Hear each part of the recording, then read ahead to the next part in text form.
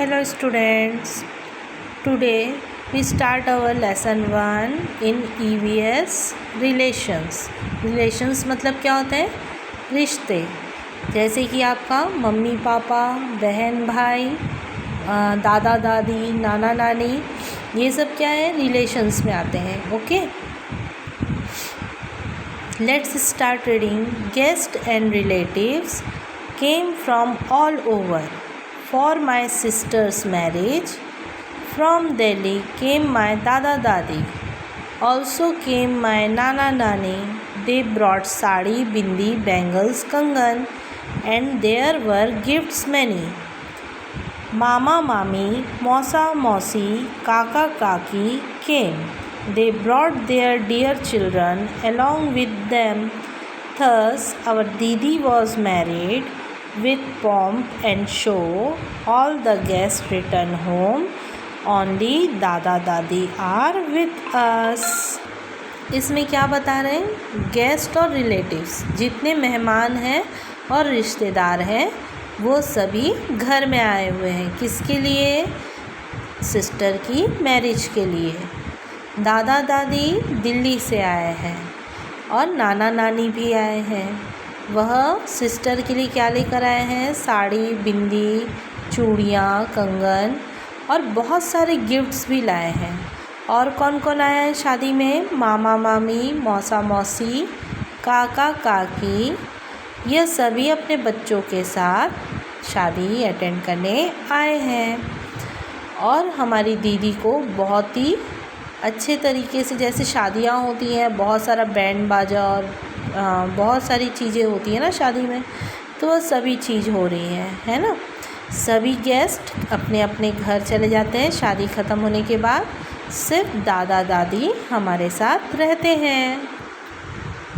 Have you ever been to any of your relatives marriage? Yes, then whom? आपको अगर किसी के relatives के मैरिज में अगर आप गए हो तो यहाँ पे उनका नाम लिखना है. जैसे इसके पहले जिस बच्चे के पास भी बुक था उसने लिखा है फूफा बुआ. ओके, जो उसकी बुआ है और फूफा है उनके घर में वह मैरिज में गया था. Which of your relatives went there? और कौन कौन से रिलेटिव्स आए थे? तो आप यहाँ पे लिख सकते हैं नाना नानी, दादा दादी, चाचा चाची, बुआ फूफा, भैया भाभी, है ना. और भी होंगे तो उनके भी नाम आप यहाँ पे लिख सकते हैं. Could you identify all of them? Yes, I can identify all of them. आप सभी को जानते हो जिनके नाम लिख रहे हो, तो यहाँ पे आप पहचानते हो क्या? तो अगर आप पहचानते हो तो यस लिखना है. Name the relatives you could identify. आपने जिन रिलेटिव्स को आइडेंटिफाई किया है उनके आपको नाम लिखना है. तो सेम यही नाम आप यहाँ पे भी लिख सकते हो. Name the relatives you couldn't identify. Who are they? Who could you not identify them? तो आप क्यों उनको आइडेंटिफाई नहीं किए? तो जिनको आइडेंटिफाई नहीं कर पा रहे हो उनके भी नाम लिखना है आपको पूछ के पेरेंट्स से. और क्यों नहीं कर पा रहे हो? क्योंकि आप उनसे कभी नहीं मिले हो, इसी वजह से आप उनको आइडेंटिफाई नहीं कर पा रहे हो. In the table given below, write the names of some relation from your mother's and father's side. आपको इस टेबल पे क्या करना है? जो रिलेशन आप मदर की तरफ से रहता है, जैसे नाना नानी, मामा मामी, है ना, तो ये सब आपको यहाँ पे लिखना है जो आपकी मम्मी के रिलेशंस में है. आप मम्मी से पूछोगे तो आपको बताएंगी, हिंदी में ही आप लिख लेना. इधर आपको लिखना है पापा की तरफ के रिलेशन, जैसे चाचा चाची, दादा दादी, है ना. तो ये पूरे आपको यहाँ पे लिखना है. ओके, अब यहाँ पे देखिए, marriage forms many new relations in the family. Find out what new relations are formed after marriage. कौन कौन से नए रिलेशंस फॉर्म होते हैं मैरिज के बाद? Add some new in the table given below. अब ब्राइड किसको बोलते हैं? दुल्हन को. ओके, ग्रूम किसको बोलते हैं? दूल्हे को. ओके, ब्राइड मतलब दुल्हन, ग्रूम मतलब दूल्हा. तब यहाँ पे क्या पूछ रहा है? Whose what. ओके, तो जो दुल्हन है वो ग्रूम्स फादर की क्या होगी, बहू होगी। ओके, दुल्हन जो है वो दूल्हे के पापा की क्या होगी, बहू। ब्राइड्स मदर ग्रूम्स, अब ब्राइड मतलब दुल्हन की मम्मी दूल्हे के लिए क्या होगी, सास या मदर इन लॉ बोलते हैं। ओके, ग्रूम सिस्टर ब्राइड के लिए क्या होगी, मतलब दूल्हे की जो बहन है वो दुल्हन के लिए क्या होगी, ननंद। Okay, sister in law. Groom brides के लिए क्या होगा, मतलब दूल्हा दुल्हन के लिए क्या होगा, हस्बैंड। ब्राइड सिस्टर मतलब दुल्हन की जो सिस्टर है वो दूल्हे की क्या लगेगी, साली। Okay, brides father grooms father मतलब जो दुल्हन के पापा है वो दूल्हे के पापा के क्या लगेंगे, समधी। ग्रूम सिस्टर्स हस्बैंड, ब्राइड का क्या लगेगा, तो यहाँ पे मतलब क्या हो रहा है, जो दूल्हे की बहन का हस्बैंड वो दुल्हन के लिए क्या लगेगा, नंदोई। ब्राइड्स ब्रदर मतलब दुल्हन का जो भाई है वो दूल्हे का क्या लगेगा, साला। ग्रूम सिस्टर्स सन ब्राइड का क्या लगेगा, मतलब जो दूल्हे की बहन का लड़का है वह दुल्हन की क्या लगेगी, भांजा होगा। Okay, baby guest, Meenu family is very happy, she has a small baby sister now. What changes will be there in Meenu's family member on the coming of her small sister? For example, how will Meenu spend her days now? What other work would her father and mother do? Meenu saw that her sister has black curly hair. Meenu said to her grandmother, her hair is same as yours. Little sister's hair is as curly as her maternal grandmother. Find any such identification in your brother, sister or cousins.